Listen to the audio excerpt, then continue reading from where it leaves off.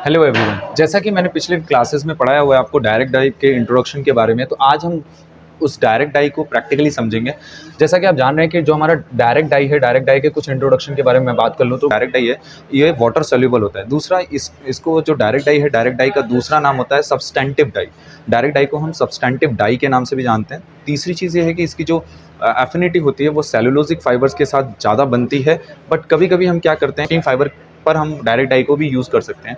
कहीं कहीं तो नायलॉन पे भी यूज़ किया जा सकता है। इसकी जो फास्टनेस प्रॉपर्टीज़ होती है वो लाइट फास्टनेस अच्छी होती है, बट इसकी जो वॉशिंग फास्टनेस होती है वो बहुत पुअर होती है। These are the introduction of direct dye. मैंने 10 ग्राम का सैंपल बनाया हुआ है, कॉटन सैंपल, जिसको आज हम डाई करने वाले हैं। जिस डाई का यूज़ करेंगे तो वो तो आप जान रहे हैं, डायरेक्ट डाई का यूज़ करेंगे। इसका ब्रांडिंग नेम पीछे है, मैं उसको दिखा नहीं सकता। ये हमारा टर्कवाइज ब्लू कलर है जिसको हम आज डाई करने वाले हैं। यहाँ पे मैंने यूज़ किया है सोडा एस का स्टॉक सोल्यूशन। स्टॉक सोल्यूशन इसलिए यूज़ करते हैं जब आप बहुत कम सैंपल को डाई करते हैं तो हम उसका वेस्ट कम करने के लिए, मतलब हमारा जो केमिकल उसका वेस्टेज कम हो, इस वजह से हम उसको पानी में थोड़ा सा उसको डाइल्यूट कर देते हैं। यहाँ पे मैंने सोडा एस का यूज़ किया है। ये हमारा जो सोडा एस है जनरली पीएच को मेंटेन करता है हमारे डाई बाथ के, और दूसरा हमारा पीएच के साथ साथ हमारे जो वाटर हार्डनेस होता है उसको रिमूव करता है। यहाँ पे मैंने यूज़ किया है दूसरा जो केमिकल है, इसका नाम है सोडियम क्लोराइड, जो कि हमारा कॉमन सॉल्ट होता है। ये हमारे डाई के लिए मतलब एग्जॉस्टिंग का काम करता है, मतलब डाई को हमारे फाइबर्स तक पहुँचाने का काम करता है। ये हमारा NaCl कॉमन सॉल्ट। अब हम क्या करेंगे, यहाँ पे जो हम डायरेक्ट डाई का स्टॉक सोल्यूशन बनाने जा रहे हैं, क्योंकि हमारा जो सैंपल है वो बहुत छोटा है, जिसकी वजह से हम ज़्यादा वेस्ट डाई ना हो, इस वजह से हम क्या कर रहे हैं कि 100 ml पानी में हम 1 ग्राम डाई को घोल रहे हैं और इसको बोलते हैं स्टॉक सोल्यूशन। तो यहाँ पर देख सकते हैं आप कि मैंने यह जो हमारा वाटर है वो थोड़ा वार्म वाटर है, हॉट वाटर है, गर्म वाटर है, और यहाँ पे मैंने थोड़ा सा वाटर अभी डाल के इसको डिज़ोल्व कर रहा हूँ मैं। इसको आप देख सकते हैं, डिज़ोल्व कर रहा हूँ। फिर इसके बाद हम 100 ml के पूरे वाटर्स को डाल देंगे। तो ये हमारा जो वाटर है वो 100 ml का स्टॉक सोल्यूशन बन चुका है। अब स्टॉक सोल्यूशन के हिसाब से कैसे केमिकल कितना यूज़ करना है ये मैं आपको बोर्ड के थ्रू समझा दूंगा। हाँ, तो यहाँ पे आप देख सकते हैं कि मैंने यहाँ पे पहले से लिख के रखा हुआ है। जो हमारा शेड परसेंट है वो मैं 2% का शेड कर रहा हूँ। हमारा जो कलर है वो हमने अभी डिस्कस किया था, टर्कवाइज ब्लू है, किस डाई का, डायरेक्ट डाई का। यहाँ पे हम सोडा एस 2% लेंगे। 1 से 2% क्वांटिटी होती है। जो हमारा सोडा एस का मिनिमम क्वांटिटी होता है वो 0.5 टू 2% तक होता है। ये dark shade, heavy dark shade के लिए होता है। तो जो हमारा ये शेड हो रहा है वो डार्क शेड है जनरली। और ये हमारा कॉमन सॉल्ट हमारा 20 से 25% यहाँ पर यूज़ होगा। जो हमारा कॉमन सॉल्ट है वो लगभग 20 से 25% यूज़ होगा, तो मैंने यहाँ पे 25% लिखा हुआ है। MLR रेशियो हम लेंगे 1:20। क्यों?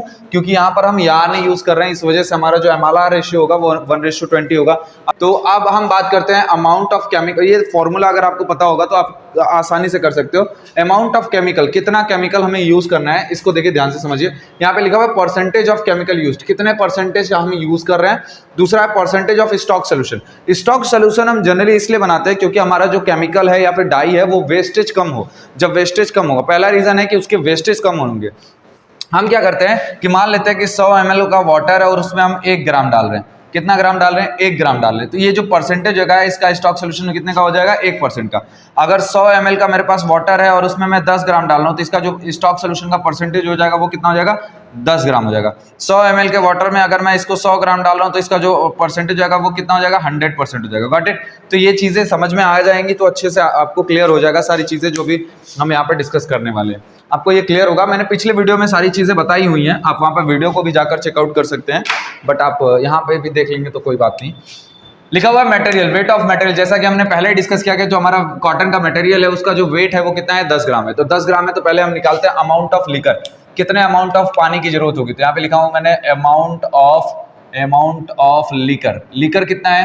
देखिए यहाँ पे कितना लिया हुआ है? 1:20। मतलब 1:20 का मतलब कि अगर 1 किलो अगर हमारा फैब्रिक है तो 20 लीटर क्या होगा? पानी। तो यहाँ पर हमारा कितने ग्राम का फैब्रिक है? 10 ग्राम का। और इसमें हम कितने का मल्टीप्लाई कर देंगे? 20 का। मतलब 1 का 20 गुना, 1 का 20 गुना मतलब 10 का 20 गुना। कितना ml आ जाएगा? 10 ml। ml याद रखिएगा, लीटर मत याद रखिएगा। ग्राम है तो ये भी ml में हो जाएगा। क्लियर? तो 20 ml आपको 200 ml आपको लीकर चाहिए। ओके।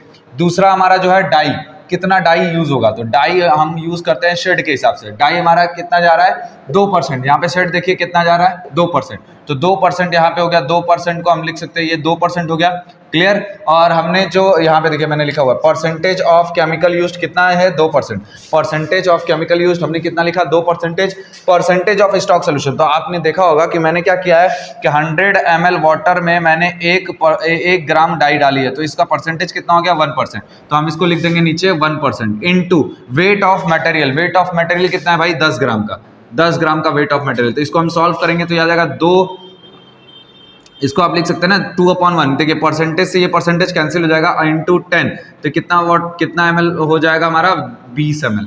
ये हमारा 20 ml क्या आएगा, 20 ml जो आएगा वो हमारा क्या आएगा, हमारा डाई आएगा। मतलब हमें फैब्रिक के अंदर कितना ml डाई डालना है, 20 ml डाई डालना है। अब चीज़ों को समझिएगा, चीज़ों को ध्यान दीजिएगा। यहाँ पे 10 ग्राम है, लेकिन आपने स्टॉक सोल्यूशन जब बनाया तो वो ml में बनाया, तो वो जो ml में बनाया तो अब हमारा सोल्यूशन किस में आ जाएगा, ml में आ जाएगा। अगर मैं स्टॉक सोल्यूशन का ना यूज़ करूँ, अगर स्टॉक सोल्यूशन नहीं यूज़ करेंगे तो आपका जो भी डाई आएगा वो ग्राम में आएगा, तो ग्राम में बहुत कम आते हैं। क्लियर, इन चीज़ों का ध्यान दीजिएगा। ओके, बात करते हैं इनका। 2% हो गया, 3%। अगर आपको इसको ग्राम में लाना है तो क्या करेंगे, देखिए सिंपल सी बात है, हम स्टॉक सोल्यूशन नहीं बनाएंगे। अब स्टॉक सोल्यूशन नहीं बनाएंगे तो क्या होगा, 2/100 हो जाएगा। 2/100 मतलब परसेंटेज का तो 100 लिखेंगे, इंटू 10 ग्राम, इंटू 10 ग्राम। तो ये कैंसिल, तो अब आएगा आपकी वैल्यू 0.2 ग्राम। मतलब अगर आप स्टॉक सोल्यूशन नहीं बनाएंगे तो आपको 0.2 ग्राम डाई यूज होने के।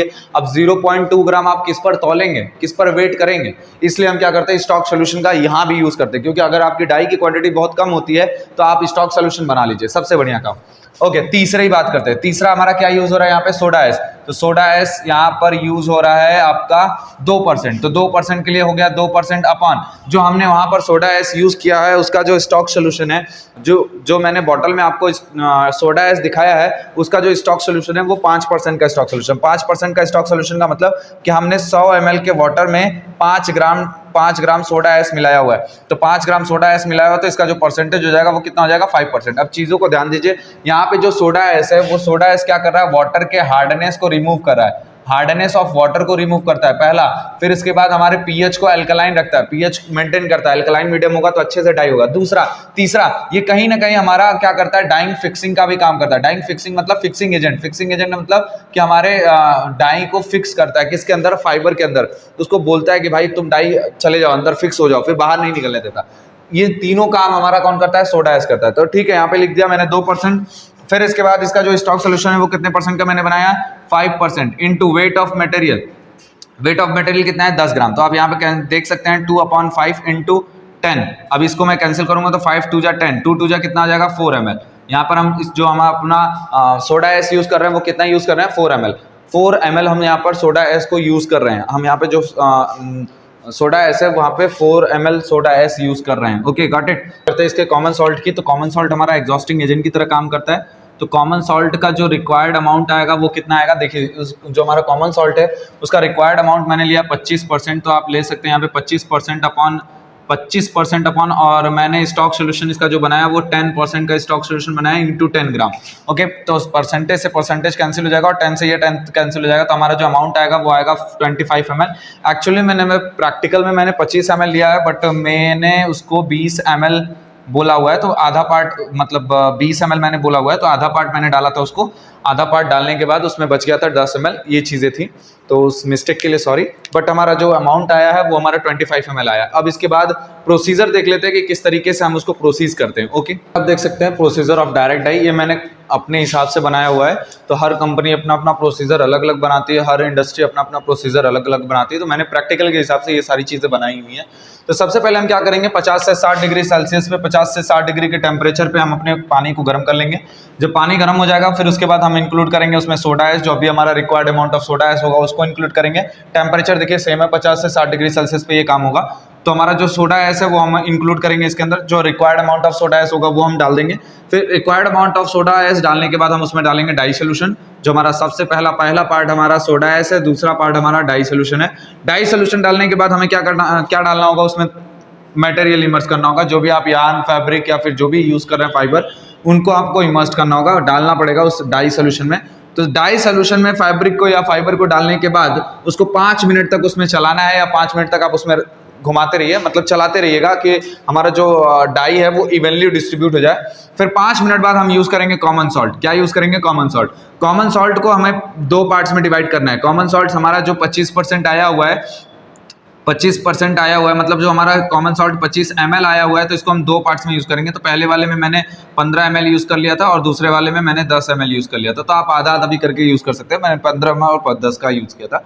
तो यहाँ पे फर्स्ट पार्ट आपने डाल दिया 15 ml, फिर उसके बाद हमने सेकंड पार्ट, देखिए यहाँ पे ध्यान दीजिए, फर्स्ट पार्ट डालने के बाद आपको टेम्परेचर को इंक्रीज करना है कितने डिग्री सेल्सियस पे? 70 डिग्री सेल्सियस। यहाँ पे देखिए जो आपका टेम्परेचर इंक्रीज होगा वो 1 मिनट में 1 डिग्री सेल्सियस इंक्रीज होना चाहिए। तो यहाँ पे मैंने टाइमिंग लिया है 10 मिनट, मतलब 10 मिनट में हमारा जो टेम्परेचर है वो 60 से कितने पे पहुंच जाएगा? 70 पे। जो ये टाइमिंग हो रही है ये 10 मिनट लग रहा है। तो 10 मिनट बाद हम सेकंड पार्ट डालेंगे किसका? कॉमन सॉल्ट का। कॉमन सॉल्ट का रिक्वायर्ड अमाउंट जो हमारा कॉमन सॉल्ट का डालना है वो हमने सेकंड पार्ट डाल दिया। जो यहाँ पर आया है मेरा 10 ml, जो बचा हुआ रिक्वायर्ड हमें 10 ml था वो मैंने डाल दिया। फिर इसके बाद हम टेम्परेचर को इंक्रीज करेंगे कहाँ तक? कहाँ से? 90 डिग्री सेल्सियस, मतलब 90 डिग्री सेल्सियस। 90 डिग्री सेल्सियस पे हम इसको टेम्परेचर पे इंक्रीज करेंगे, जो हमारा हो जाएगा बॉइलिंग पॉइंट। कौन सा पॉइंट हो जाएगा? Boiling point. बॉइलिंग पॉइंट पे हम कितना, यहाँ से यहाँ तक जाने में हम कितना टाइम लगाएंगे? 30 मिनट का। मतलब आपको 30 मिनट तक डाई करनी है। 30 मिनट तक आपको डाई करनी है। यहाँ से 70 डिग्री सेल्सियस से जो बॉइलिंग पॉइंट पहुंचने में टाइम लग रहा है उसके बीच का जो रिक्वायर्ड टाइम होना चाहिए वो कितना होना चाहिए? 30 मिनट। आपका डाई टोटल, आपका जो डाई है वो लगभग 45 टू 60 मिनट का होना चाहिए। 45 टू 60 मिनट आपको डाई करना है यान को। और फिर उसके बाद हम क्या करेंगे? डाई, जो हमारा डाई लिकर होगा उसको हम ड्रेन आउट कर देंगे। ड्रेन आउट करने के बाद हम उसको क्या करेंगे? वॉशिंग, कूल वॉशिंग करेंगे। कूल वाटर से क्या कर लेंगे? वाटर से वॉश कर लेंगे। कूल वाटर मतलब ठंडा पानी। ठंडा पानी जो होता है या फिर नॉर्मल वाटर जो होता है, इसको नॉर्मल वाटर लिखना ही बेहतर होगा। नॉर्मल वाटर से हम इसको क्या कर लेंगे? वॉश कर लेंगे। Okay, got it. यहाँ पे आप देख सकते हैं मैंने ब्लैंक बाथ लिया हुआ है। ब्लैंक बाथ में सबसे पहले हम क्या डालेंगे कि जो हमने टेम्परेचर देख लिया था 50 डिग्री सेल्सियस हमारा टेम्परेचर हो गया, तो सबसे पहले हम यूज़ करेंगे सोडा एस का, क्योंकि सोडा एस क्या करता है कि हमारे वाटर के हार्डनेस को रिमूव करता है, पहली चीज़ है, और हमारे पीएच को मेंटेन रखेगा जब भी हम डाई करेंगे। तो यहाँ पर मैंने जो हमारा required amount of soda S आया था उसको मैंने यहाँ पर डाल दिया। अब हम इसमें इंक्लूड करेंगे अपने डाई सोल्यूशन को, जो हमने स्टॉक सोल्यूशन बनाया हुआ उसको हम इंक्लूड करेंगे इसके अंदर। और इसका जो टेम्परेचर है वो हम चेक कर लेते हैं। सबसे पहले इसके टेम्परेचर को चेक करते हैं। तो आप देख सकते हैं इसका जो टेम्परेचर है वो लगभग 50 के एबव जा रहा है। तो इस टाइम पे हमें क्या करना है? इस टाइम पे अपने डाई को इसके अंदर डिज़ोल्व करना है, जो भी हमें रिक्वायर्ड अमाउंट ऑफ डाई है। यहाँ पे हमने जो डाई है वो डाई हमारा 20 ml आया हुआ है, तो मैंने इस डाई को 20 ml के डाई को इसमें डाल दिया है। ओके, अब इसको डिज़ोल्व करेंगे। डिज़ोल्विंग हो रही है डाई की। अब इसके अंदर हम क्या करेंगे? अपना डाई जो हमारा फैब्रिक है या फिर जो भी हमारे यान है, जो भी हमारा टेक्सटाइल मटेरियल है, उसको हम इमर्स्ड करेंगे, इसके अंदर डालेंगे। आप देख सकते हैं यहाँ पे थोड़ा सा आपका फैब्रिक थोड़ा सा पहले से अगर वेट होगा तो वो जल्दी भीग जाएगा, नहीं तो आपको टीआरओ की ज़रूरत होगी। यहाँ पे आप देख सकते हैं ये इस तरीके से हम इसको 5 मिनट तक चलाएँगे। 5 मिनट कंप्लीट्स होने के बाद हम इसको फिर इसके अंदर हम कॉमन सॉल्ट यूज़ करेंगे। कॉमन सॉल्ट जनरली हमारा क्या करता है? एग्जॉस्टिंग एजेंट की तरह काम करता है। मतलब जो भी हमारे देख सकते हैं आप कि हमारे पानी में भी कुछ डाई के पार्टिकल्स हैं, तो इन डाई के पार्टिकल्स हमारे वेस्ट ना हो, इसके अंदर ले जाने के लिए हमें एक एग्जॉस्टिंग एजेंट का यूज़ करना पड़ेगा। वो है हमारा NaCl, जो कि आप देख रहे हैं यहाँ पे। और यहाँ पर मैंने अपने रिक्वायर्ड अमाउंट ऑफ जो हमारा केमिकल है वो हमने ले लिया। यहाँ पे आप देख सकते हैं इसकी जो क्वांटिटी है, वो जो हमारा कॉमन सॉल्ट होता है उसको हम 2 पार्ट्स में डालते हैं, क्योंकि एग्जॉस्टिंग बार बार करवाएंगे तो आपका डाई वेस्टेज कम हो जाएगा। तो हम यहाँ पे 2 पार्ट्स में यूज़ करेंगे, जैसा कि तो यहाँ पे आप देख सकते हैं यहाँ पे मैंने 10 ml डाल दिया है। 10 ml ये हमारा बच गया है। अब जो हमने फर्स्ट पार्ट कॉमन सॉल्ट का डाला हुआ था, अब हमारा जो सेकंड पार्ट है वो डालने का टाइम आ गया है, क्योंकि हमारा जो टेम्परेचर है वो धीरे धीरे हमारा इंक्रीज़ हो रहा है। पहले तो मैं आपको टेम्परेचर चेक करवा दूँ इसका। जो हमारे डाई का टेम्परेचर है वो हमारे डाई का टेम्परेचर देखिए, आप देख सकते हैं यहाँ पे बहुत तेज़ी के साथ इंक्रीज़ हो रहा है। और मैं यहाँ पे 70 डिग्री सेल्सियस पे मैंने यहाँ पे टेम्परेचर नोट डाउन किया। तो इस टेम्परेचर पे हम क्या करेंगे? अपने सेकंड जो हमारा पोर्शन है कॉमन सॉल्ट का, उसको हम इंक्लूड करेंगे इसके अंदर। तो आप देख सकते हैं कि मैंने इसको हटा लिया है। फिर इसके बाद जो हमारा रिक्वायर्ड अमाउंट ऑफ केमिकल्स हैं उनको हम डाल देंगे ऐसे, और इसको थोड़ा सा स्टेयर करके फिर हम उसके अपने यान को इसमें डाल देंगे। अब इसके बाद हमें क्या करना है? टेम्परेचर को इंक्रीज़ करना है। कहाँ तक? बॉइलिंग पॉइंट तक इंक्रीज़ करना है, और इसको 30 मिनट तक, 30 से 45 मिनट तक आप इसको छोड़ दीजिएगा, जिससे हमारी एफिनिटी अच्छी हो जाएगी। कॉटन जो है हमारा डाई जो है वो इवनली डाइड हो जाएगा अच्छे से।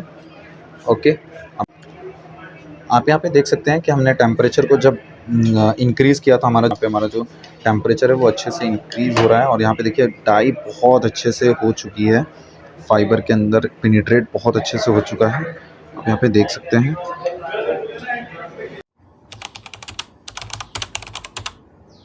डाई का प्रोसेस है वो 30 मिनट तक हो चुका है और हमने इसको निकाल लिया है बाहर।